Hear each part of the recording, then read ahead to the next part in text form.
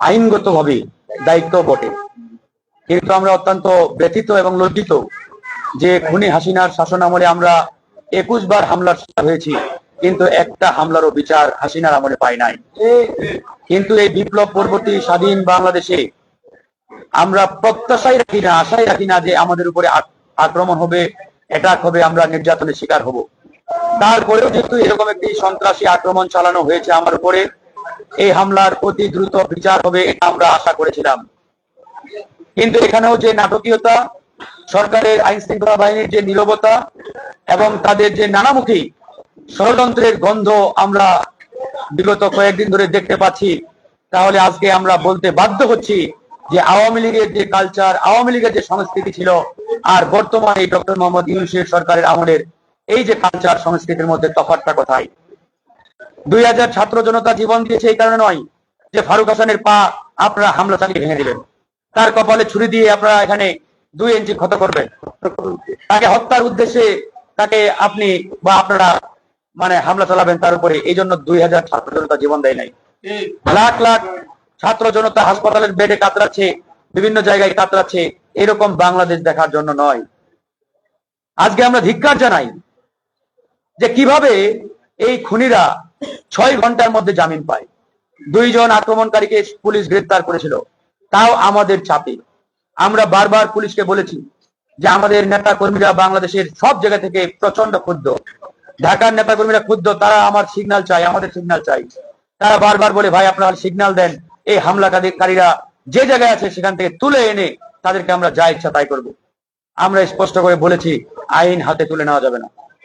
আমরা আইনের প্রতি শ্রদ্ধাশীল, আমরা আইনের প্রতি আস্থা রাখতে চাই, কিন্তু তারা আমাদের সেই আইনের প্রতি আস্থার যে জায়গাটা এটা রাখতে দেয় নাই। লোক দেখানো গ্রেফতার করার পরে কারাগারেও যেতে হয় নাই, কোর্টের মধ্যে যাওয়ার আগেই জামিন হয়ে যায়। আমরা ঠিক একই ঘটনাগুলো দেখেছি হাসিনার আমলে। ছাত্রলীগের সন্ত্রাসীরা আমাদের উপরে আক্রমণ করত, এরপরে প্রেস ব্রিফিং এসে মিডিয়ার সামনে বলতো যে ওরা নিজেরাই ধাক্কাধাক্কি করে আহত হয়েছে। তারপরেও লোক দেখানো যদি পুলিশ 2-1 জনকে গ্রেফতার করতো, একদিক দিয়ে তারা ঢুকতো, আরেক দিক দিয়ে ফুলের মালা নিয়ে বের হইতো। ঠিক একই ভাবে আমরা দেখেছি এই খুনিরা কারাগার থেকে, কারাগারে তো যায় নাই, ওই আদালত থেকে বের হয়ে তাদের গলায় ফুলের মালা আর ওই দুধ দিয়ে তাদেরকে গোসল করানো হয়েছে। এই বিপ্লব পরবর্তী বাংলাদেশে এর চাইতে জঘন্য লজ্জার ঘটনা আছে বলে আমার মনে হয় না। অত্যন্ত লজ্জার। আমি জানি না ডক্টর মোহাম্মদ ইউনূস স্যার লজ্জা পেয়েছেন কিনা, কিন্তু আমরা লজ্জা পেয়েছি। আমরা এই বিশ্ব বরেণ্য বাংলাদেশের একমাত্র নোবেল বিজয়ী ডক্টর মোহাম্মদ ইউনূস স্যারকে প্রধান চেয়ারে বসিয়েছিলাম। আমাদের আশা ছিল তিনি ন্যায় বিচার প্রতিষ্ঠা করবেন, তার মাধ্যমে বিচার বিভাগ স্বাধীন হবে, বাংলাদেশের মানুষ ন্যায় বিচার পাবে, এটাই ছিল আমাদের প্রত্যাশা। কিন্তু তিনি চেয়ারে বসার পরেও আমরা যে ধরনের ঘটনাগুলো দেখতে পাচ্ছি, আসলে আমাদের বলতে এখন আমরা বাধ্য হচ্ছি doctor Mohammad Yunus sir, you are not fit for Bangladesh. বাধ্য হচ্ছি। আমরা এই বিপ্লবের অন্যতম সম্মুখ সারির যোদ্ধা, আমরা এই বিপ্লবে নেতৃত্ব দিয়েছি, আমরা এই বিপ্লব ঘটিয়েছি। এখানে সব রাজনৈতিক দল, কৃষক, শ্রমিক, ছাত্র জনতা সবাই অংশগ্রহণ করেছি। আমরা হামলা মামলার শিকার হয়েছি, জেলে গেছি, রিমান্ডে গেছি। আমরা সবাই সম্মিলিতভাবে বিপ্লব ঘটিয়েছি, এবং বিপ্লব ঘটার পরে এই বাংলাদেশে আমাদের উপরে আক্রমণ হবে, আমাদেরকে আহত করবে, আমাদেরকে মার্ডার করবে। তাহলে এই বাংলাদেশ আমরা কেন ফ্যাসিবাদ মুক্ত করলাম বলে? কেন আমরা এই বাংলাদেশকে নতুন করে গড়ে তোলার স্বপ্ন দেখলাম? আজকে মিডিয়ার ভাইরা এখানে আছেন, আপনারা একটা জিনিস বিগত দিনে দেখেছি ভুলভাবে উত্থাপন করেছেন। এই সন্ত্রাসী হামলাকারীদেরকে আপনারা ছাত্র এবং আহত পরিচয় দিয়েছেন। প্লিজ আপনাদের অনুরোধ, এরা কেউ হামলাকারী, ছাত্রও নন, আহত নন, এদের একটাই পরিচয়, এরা সন্ত্রাসী, এরা স্রেফ সন্ত্রাসী। এবং এই সন্ত্রাসীদেরকে রাষ্ট্রীয় পৃষ্ঠপোষকতায় জামিনের ব্যবস্থা করা হয়েছে, জামিন দিয়েছে। তা না হলে জামিন অযোগ্য ধারায় মামলা হওয়া সত্ত্বেও কিভাবে 6 ঘন্টার মধ্যে জামিন পায়? তাহলে এখানে যে জজ সাহেব জামিন দিয়েছেন তিনি অসহায়।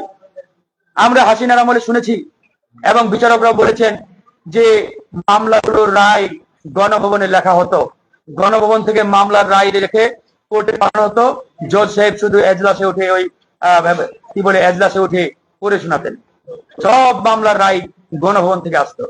তাহলে কি আমরা প্রশ্ন রাখতে পারি আজকে যে আমাদের এই সন্ত্রাসী হামলার রায়ও ওই যমুনা থেকে লেখা হয়েছে এবং যমুনা থেকে সেই রায় লেখিয়ে আদালতে পাঠানো হয়েছে?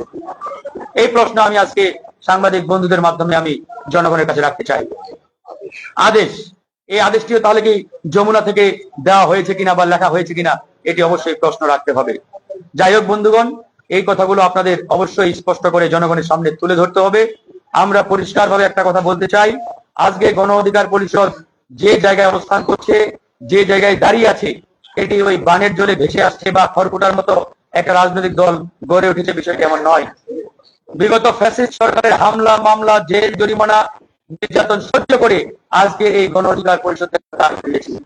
সুতরাং গণ অধিকার পরিষদের দিকে কেউ যদি চোখে চোখ রেখে কথা বলতে চাই, চোখ রাঙিয়ে কথা বলতে চাই, আমরা মাথা নিচু করে কথা বলবো না।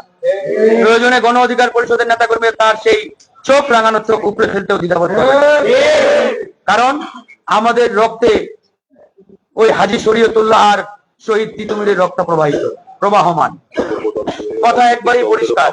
সুতরাং আমরা যারা যুগপৎ আন্দোলন করেছি, যুগপৎ আন্দোলন শরীক প্রত্যেকটি রাজনৈতিক দল আমরা এক এবং ঐক্যবদ্ধ যে আমরা একটি সুন্দর বাংলাদেশ সবাইকে নিয়ে বিনির্মাণ করতে চাই। আমরা কোনো রাজনৈতিক ফ্যাকশন, দ্বিধাদ্বন্দ্ব, বিভেদ কোনোটাই চাই না। কিন্তু বড় পরিতাপের বিষয়, আপনারা জানেন সাম্প্রতিক সময়ে আমাদের এই বিপ্লবের পক্ষের শক্তিগুলোর মধ্যে বিভাজন তৈরি করার জন্য, আমাদের মধ্যে ডিভাইডেশন তৈরির জন্য পরিকল্পিতভাবে একটা গ্রুপ কাজ করছে এবং তারা চাচ্ছে এই বিপ্লবের শক্তিগুলো যাতে আলাদা হয়ে যায়, বিচ্ছিন্ন হয়ে যায়। তাহলেই কেবল হাসিনাকে বাংলাদেশে আবারও তারা পুনঃপ্রতিষ্ঠা করতে পারবে, আবারও তারা এই বাংলাদেশে এস্টাবলিশ করতে পারবে, আমাদের মাথার উপরে তাদেরকে চাপিয়ে দিতে পারবে। তো ইনশাআল্লাহ আমরা স্পষ্ট করে আপনাদের বলতে চাই, আমি ফারুক হাসানের মতো লাখ লাখ ছাত্র জনতা প্রস্তুত আছে জীবন দিতে। আমাদের জীবন চলে গেলেও হাসিনা এবং তার দোসররা এই বাংলার মাটিতে আর কোনোদিন জায়গা পাবে না। তাদেরকে আমরা এই বাংলার মাটিতে আর কোনোদিন স্থান দেব না। আমরা সবাইকে নিয়ে ইনশাআল্লাহ নতুন বাংলাদেশ নির্মাণ করবো। আজকে যেহেতু 12 দলীয় জোটের পক্ষ থেকে শীর্ষ 2 জন নেতা এখানে উপস্থিত রয়েছেন, আমাদের এখানে সৈয়দ এহসানুল হুদা ভাই রয়েছেন, আমাদের এখানে শাহাদাত হোসেন সেলিম ভাই রয়েছেন, তো আমরা 12 দলীয় জোটের পক্ষ থেকে সেলিম ভাইকে